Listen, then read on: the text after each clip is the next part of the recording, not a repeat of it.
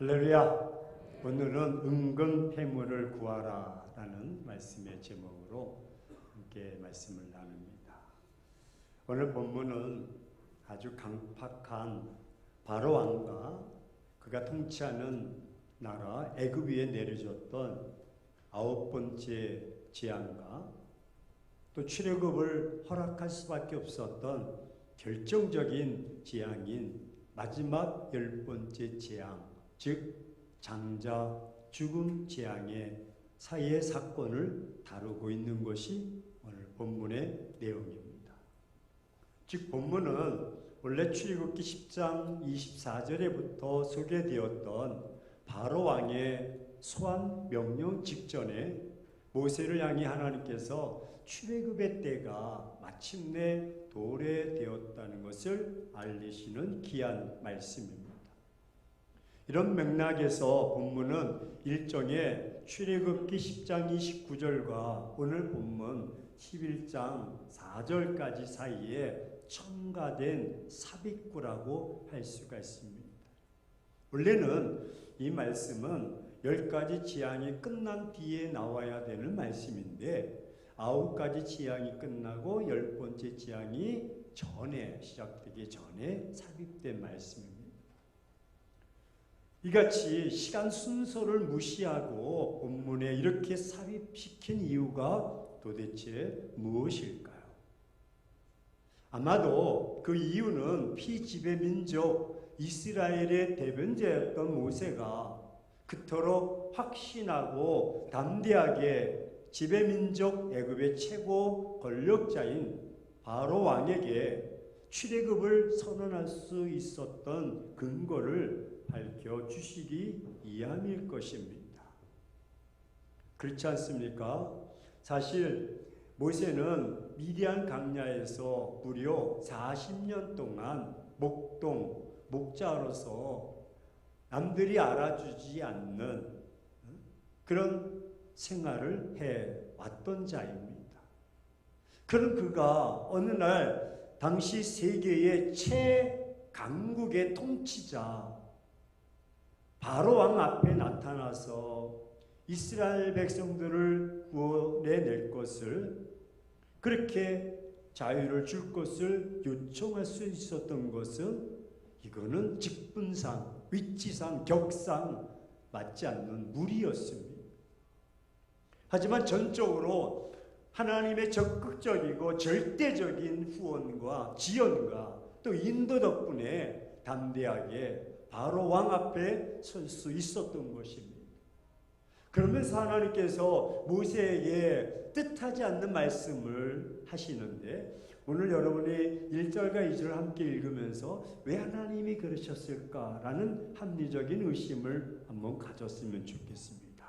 1절과 2절 함께 봉독하십니다. 여호와께서 모세에게 이르시기를 내가 이제 한 가지 재앙을 바로와 애굽에 내린 후에야 그가 너희를 여기서 보내리라. 그가 너희를 보낼 때에는 여기서 반드시 다 쫓아내리니 백성에게 말하여 사람들에게 각기 이웃들에게 은근 패물을 구하라. 이제 한 가지 재앙이 더해지면 바로 왕이 너희들을 내보낼 거다. 아니 그나마 쫓아낼 거다. 아마도 하나님께서 준비하신 재앙의 위력이 대단한 듯합니다. 여러분, 지금까지 그런 재앙 속에서도 바로 왕은 강팍해서 꼼짝도 안 했던, 버티던 바로와 그의 백성들이 이 재앙으로 손을 든다고 하시니 이 재앙이 무섭기도 하지만 어떤 재앙인지 궁금하기도 합니다. 그리고 모세에게 이 재앙으로 바로가 백성들을 보낼 때 애굽 사람들에게 은근 패물을 요구하며 챙겨 나오라고 덧붙여서 말씀을 하십니다. 백성에게 말하여 사람들에게 각기 이웃들에게 은근 패물을 구하게 하라 하시더니라고 말씀을 하십니다. 이게 또 무슨 이야기입니까? 바로의 허락이 떨어지기가 무섭게 어서 빨리 도망을 가든지 나와야 하는 그 긴박한 시간에 아니 애굽 사람들에게 은금을 내어 놓으라고 하다니 이게 말이나 됩니까? 지금 그럴 때가 아닙니다. 상황이 그렇게 눈치 없어서는 안 됩니다. 지금 그 상황이 은금이나 챙길 만큼 여유롭고 한가로운 시간은 절대 아닙니다. 지금 하나님께서 지금 그 백성들에게 아주 매우 위험한 일을 시키는 것입니다. 보십시오. 애굽 사람들 중에 누가 이 백성들에게 자신들의 은금 패물을 여기 있다라고 내어주겠습니까? 하나님께서 준비하신 마지막 재앙은요, 애굽의 장자들이 죽는 재앙입니다. 그 시간은 애굽의 집집마다 장자들이 모두 죽어서 집집마다 초상집이 된 상황입니다. 이 집도 저 집도 큰아버지 집도 작은아버지 집도 삼촌네도 모두 다 장자들이 죽어 나가는 것입니다. 이스라엘 백성들이 애굽을 나가는 그 시간은 애굽의 장자들이 모두 죽어서 집집마다 초상집이 된 상황입니다. 그 상황을 성경은 이렇게 묘사하고 있는데 4절 6절 보니까 모세가 바로에게 이르되 여호와께서 이같이 말씀하시기를 밤중에 내가 애굽 가운데로 들어가려니 애굽 땅에 있는 모든 처음 난 것들은 왕위에 앉아있는 바로의 누구로부터? 바로의 장자로부터 맷돌 뒤에 숨어있는 몸종의 장자와 그 모든 가축의 처음 난 것까지 죽으리니 애굽 온 땅에 전무후무한 큰 부르짖음이 있었다. 그렇지 않겠어요? 사랑하는 장자가 죽었으니 이 집도 저 집도 온통 난리가. 나라적으로도 어떤 사건으로 막 50명, 100명, 200명 죽으면 재난을 선포합니다. 대통령, 국무총리 막 다 난리 납니다. 지금 애굽 전체가 장자가 아니 바로의 장자도 죽고 짐승까지도 이런 상황입니다. 보십시오. 이 모든 것이 그들은 이게 이스라엘 백성들 때문이라는 사실을 너무나 잘 알고 있는 애굽 사람들이 이스라엘 백성들을 가만히 두겠냐는 거예요. 그런데 와서 은금 패물을 구해요. 이거는 자식을 잃은 아버지와 어머니가 절대로 가만히 있지 않을 것입니다. 그 원인을 찾아서 당신들 때문에, 모세 때문에, 이스라엘 백성들 때문에 이런 상황에 이들에게 찾아가서 은금 패물을 구하는 것은 이건 뭐 정신없는 짓이며 심하면 인간으로서 할 짓이 아닙니다. 그냥 어서 나가라 하시면 될 텐데 그들이 장자들이 죽어서 온 애굽 사람 마을이 울부짖고 있을 때 빨리 도망가. 뒤도 돌아보지 말고 빨리 거기서 나와. 이 시간을 놓치면 너희가 못 나갈 수도 있어. 이래야 합리적이지 않습니까? 고개를 좀 끄덕 해보시오. 이래 논리적이지 않냐는 거예요. 아니 하나님의 자녀들을 무슨 도둑질하고 깡패짓 만드는 자들입니까? 이런 상황에서 이런 상식적으로도 뭘 상식적인 일입니까? 아니 모처럼 얻은 기회를 은금 패물을 구하는 일로 망칠 수가 없습니다. 빨리 나가야 됩니다.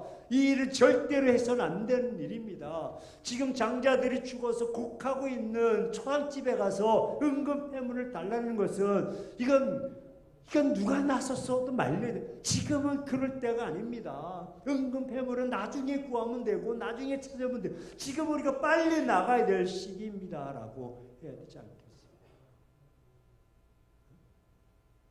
지금까지 더욱 이스라엘 백성들은요 애굽인을 430년 동안 주인으로 삼았습니다.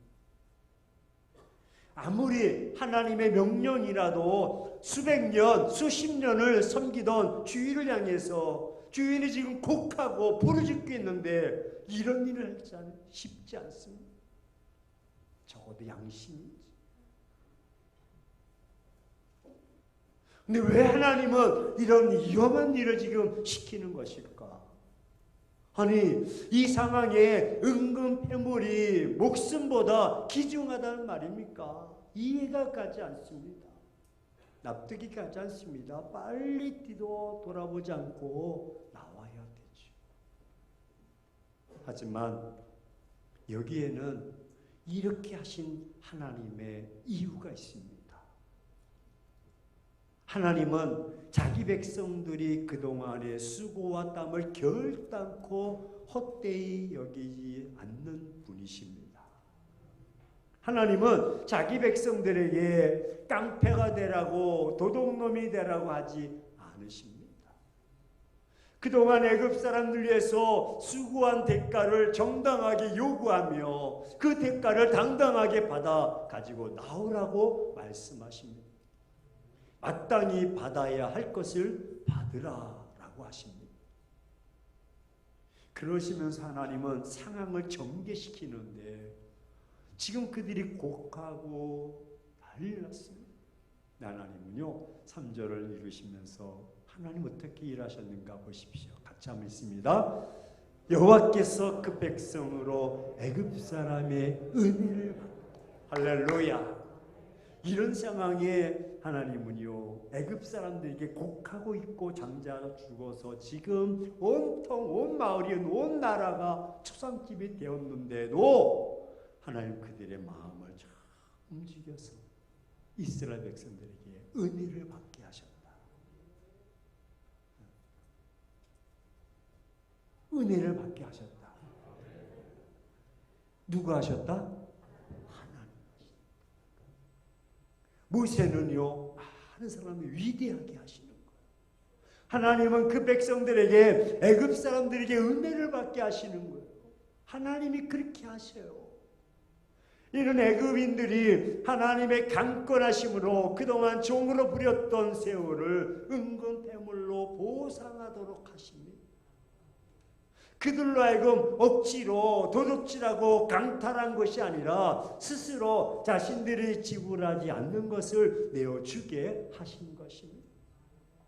이 일을 당당하게 이끌어가는 모세와 그 백성들 앞에서 애굽 사람들은요 감히 어찌할 수 없는 위협을 느끼면서 하나님이 그들의 마음을 주장하자 바로와 그 신하들로부터 백성에 이르기까지 모두 순순히 모든 일에 협조하면서 은근 패물과 의복을 나가는 이스라엘 백성들에게 다 주게 하셨습니다. 하나님은 자기 백성들의 수고를 다 보상해 주십니다.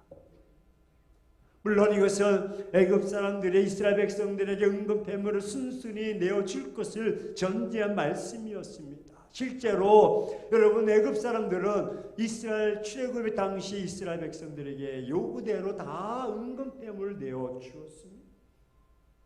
그것은 장자 재앙을 당한 애굽 사람들이 그들의 재앙의 원인이 된 이스라엘 백성들을 애굽 땅에서 속히 내보내기 위함이었던 거지요. 여러분 이스라엘 백성들은요 애굽 사람들에게서 은근 패물을 취할 것으로 그동안 애굽에서 노예 생활을 착취한 것에 있어서 일순간에 보상을 다 받게 되었습니다.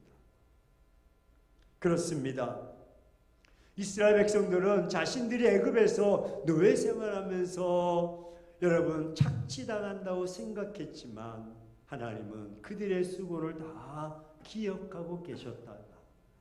그들의 출애굽할 때에 애굽인들의 마음을 쫙 움직여서 이스라엘 백성들의 수고를 다 보상하신 것입니다.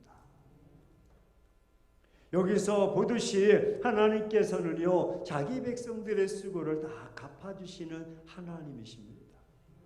그러므로 우리는 하나님을 섬김으로 말미암아 또는 하나님의 말씀을 순종하는 삶을 삶으로 말미암아 때로는 세상에서 불이익을 당하거나 억울한 일을 당할 때 조금도 실망하거나 낙심할 필요가 없습니다. 왜냐하면 하나님은 우리의 모든 수고와 고통을 다 기억하시고 살피시고 언제나 다 갚아주심으로 그 모든 수고와 고통을 다 잊게 하시는 하나님이십니다.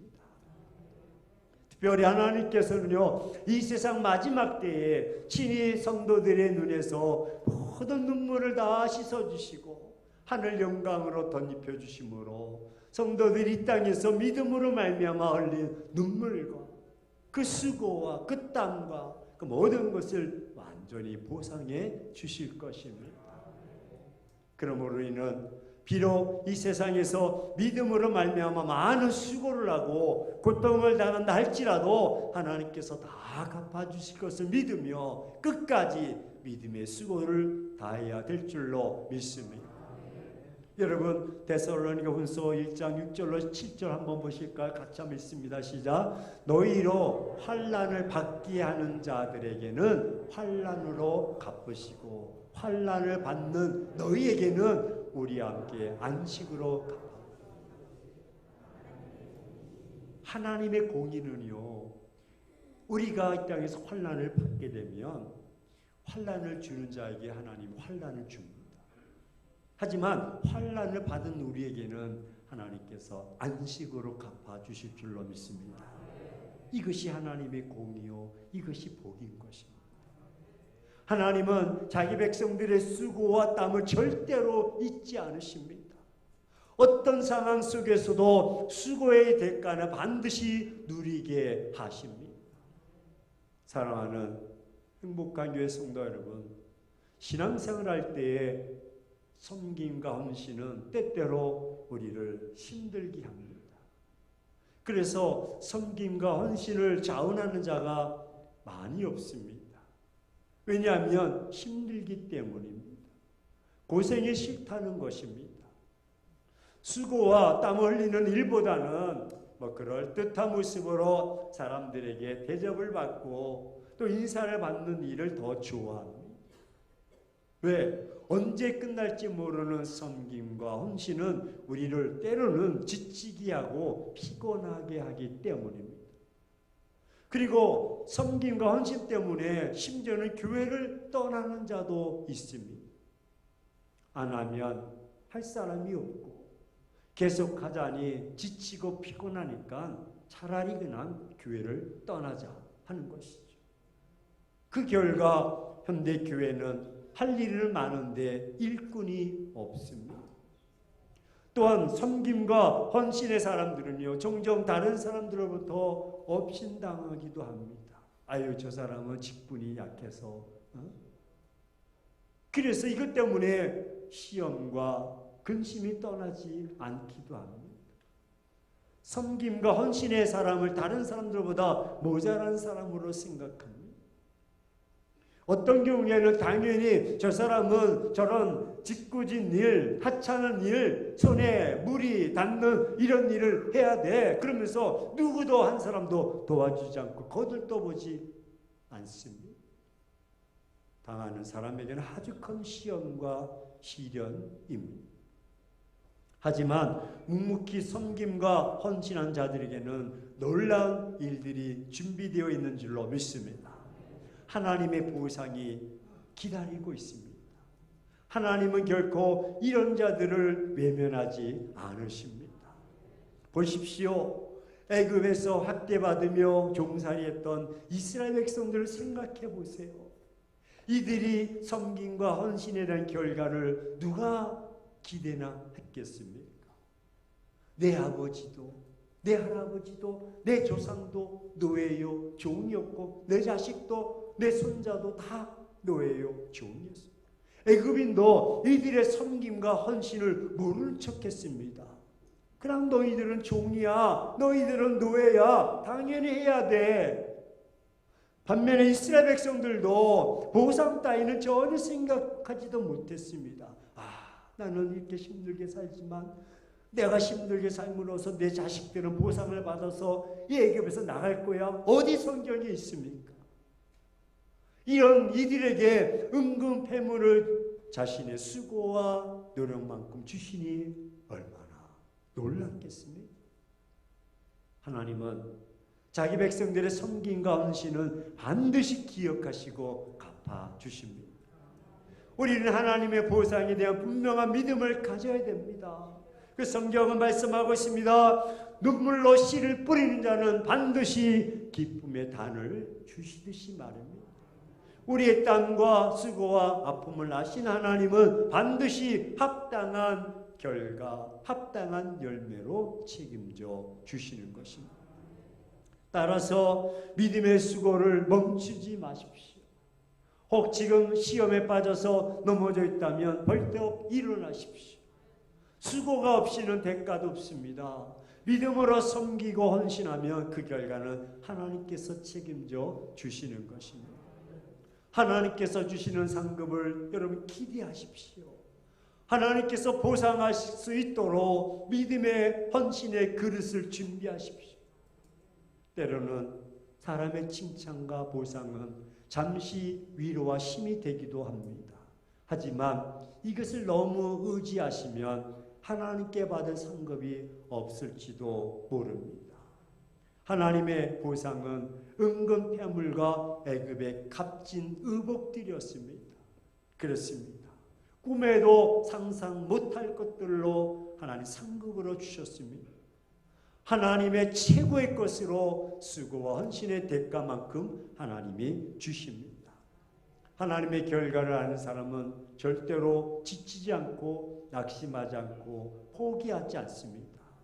포기한 자의 상급은 아무도 예측할 수가 없습니다. 하나님은 한 번에 그동안의 모든 수고를 다 갚아주실 줄로 믿습니다. 꼭 필요한 순간에 넘치도록 부어주시는 하나님. 따라서 중단하지 마시고 예배의 자리, 기도의 자리, 헌신의 자리 계속 하십시오. 코로나19로 인해서 예배가 멈춰졌다면 이제 예배 자리로 나오시고, 또 찬양대 교사로 멈췄다면 다시 찬양대 교사로 서십시오. 지금도 하나님은 자기 백성들의 섬김과 헌신을 주목하십니다. 하나님의 시간표에 우리의 수고와 헌신을 담아 주십시오. 상급을 위해서 말입니다. 사랑하는 행복한 교회 성도 여러분, 이제 이 시간 떠나버렸던 예배의 자리, 또 사역의 자리, 섬김의 자리, 헌신의 자리로 돌아오십시오. 찬양대원들은 찬양대원으로, 교사는 교사로, 또 식당봉사는 식당봉사로, 찬양봉사는 찬양봉사로 각기 부서에서 지금부터 시작하는 섬김과 헌신은 그동안 잃어버렸던 축복을 회복하는 기회입니다. 떠나려는 시험을 이기시고 외면하려는 시험을 이기시고 바쁘다는 이유로 거절하지 마십시오. 하나님의 은근 패물이 준비되어 있습니다. 만약 여러분들이 이 말씀을 듣고도 그냥 자신의 이 대사타산으로 수고와 헌신과 섬김의 삶을 살지 못한다면 여러분에게는 하나님의 축복의 예비하심을 체험하지 못할 것입니다. 여러분이 섬기는 수고가 힘들고 고달프다고 멀리한다면 그 결과도 멀어질 것입니다.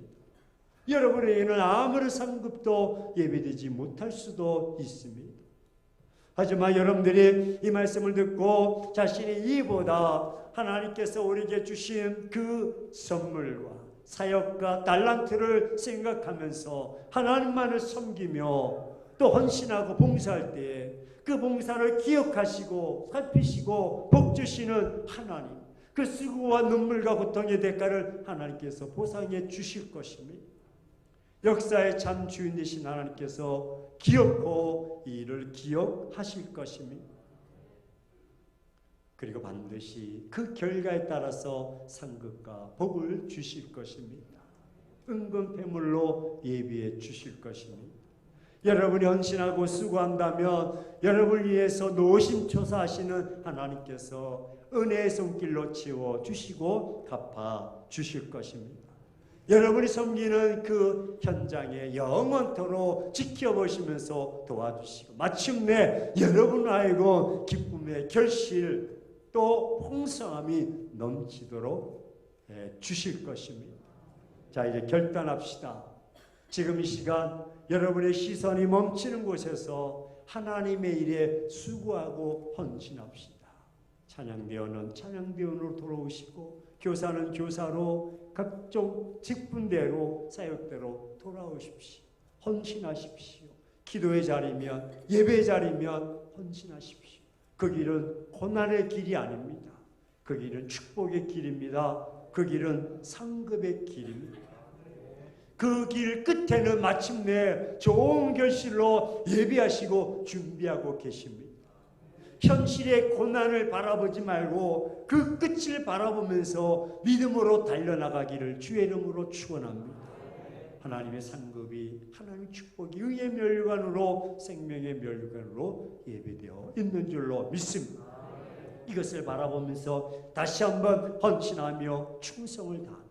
기억하시고 살피신 하나님과 함께 축복을 누리는 우리 모두가 되기를, 은금 패물을 취하는 우리 모두가 되기를 예수 그리스도 이름으로 축원합니다.